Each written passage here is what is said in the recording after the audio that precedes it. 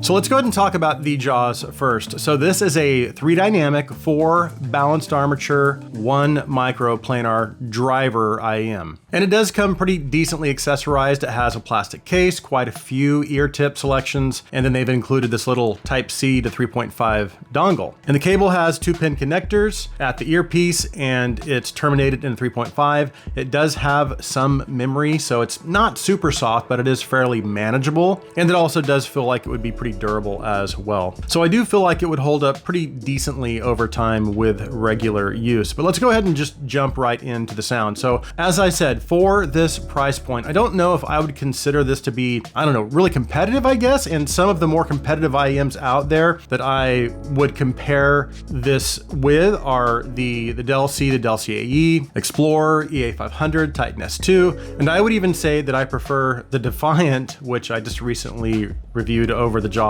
And the main reason, I guess, is because of just the sheer amount of energy in the top half of its tuning. It's a lot. And it's kind of to the point that for me, it does become fatiguing pretty quickly. And in addition to that was the issue of instrument and vocal naturalness. It just, for some reason, there was something about the way it presented vocals and instruments again that just didn't sound very natural to me. But I'll come back to that in a minute. So its presentation is a little top heavy for my preference, which means the bass does tend to kind of take a back seat in terms of its overall bass presentation. That's not to say the bass quality isn't good. I do actually feel like they did a really good job as far as tuning the bass, and I didn't notice too much in terms of bass bleed or muddiness in the lower mids. So the bass, the mid-bass and lower mid-range presentation is actually pretty clean, I think, for this price range. Plus, you've got some pretty decent dynamics and extension as well. So if I'm only looking at the bottom half of the tuning, I do think they did a good job. But what happens though, when I step back and I take more of a bird's eye view of its presentation, I can't help but be kind of distracted by, again, just the sheer amount of energy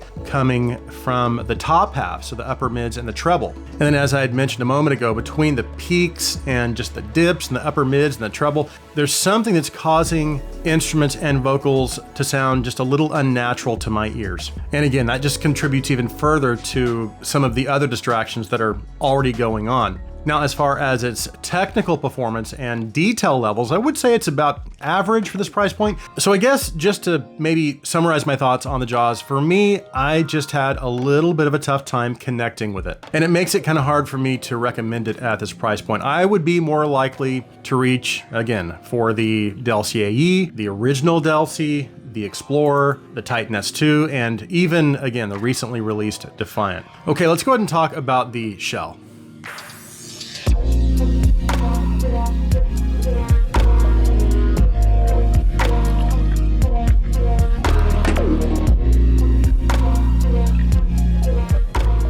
Okay, so this is the TRN Shell, and this is a 3 dynamic, 1 planar driver IEM, so it has 4 drivers per side, and this is priced at $62. And like the Jaws, as you can see, it's very nicely accessorized. It comes with a lot of ear tips. It's got the same plastic case, but in addition, this cable is modular, so you can choose between a 3.5 or 4.4. So that's really cool. Plus, they've also included some tuning filters. So you have a total of 3 different tuning options to choose from. And I'm not going to go into too much detail with each nozzle, other than to say that all 3 of these offer basically different variations of a mild V-shaped signature, with the green and the red having a little more bass presence than the black. So the black's bass is a little more relaxed, and it's going to have a little more energy in the upper mid-range. But again, all 3 options are still going to fall into that fun category. I ended up just settling on the green filter, which that's the filter that was pre-installed out of the box. And I did enjoy the red filter quite a lot too. I just felt like the green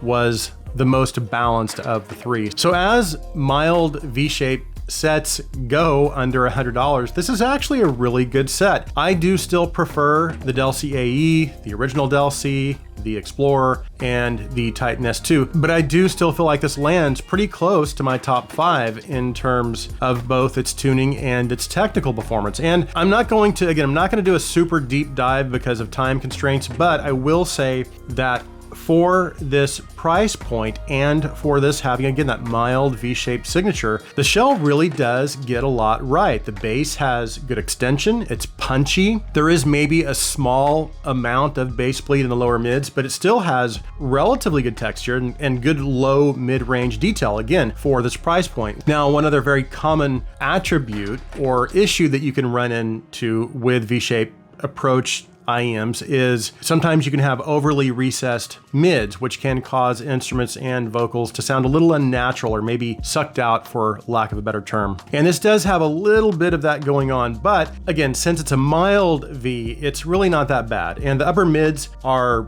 a little more relaxed than the Jaws also, which is nice. So the vocal presentation sounds just a little less forward and is maybe a little more in line with my preference, again, for V-shaped IEMs. So its mid-range energy is just a little easier on the ears. The whole top half is just a little easier on the ears than the Jaws. But vocals still maintain adequate presence. And the same goes for the treble as well. It has just a little less energy than the Jaws. It's still a lot though, for me. And it can at times still become just a little fatiguing, but it is much better. And while it's maybe, again, it's got more energy than I like to see, even in a V-shaped signature, it's still relatively balanced overall. It does have more treble energy than the Titan S2, and even the Titan S2 could at times be a little bright for me. But I guess in summary, I was very pleasantly surprised with the Shell. I would rank this up close to my top 5 under $100. My top 5, again, they are the Del CAE, the original Del C, the Explorer, EA500, Titan S2, and then probably after that, the Magic 1 and Klee. And I think I would place this probably somewhere either right in line with the Klee or just behind it. But the bottom line is I do feel like the Shell is a pretty decent take on a mild V-shape, and it's just a generally engaging and pretty fun IEM overall. And I do feel like it's a pretty solid performer overall under $100. So that concludes my reviews of the TRN Jaws and Shell. Thank you guys so much for taking the time to watch. If you like my content, please take a second and hit that subscribe button. Also, if you would please like this video, please share this video. I hope you have an awesome day.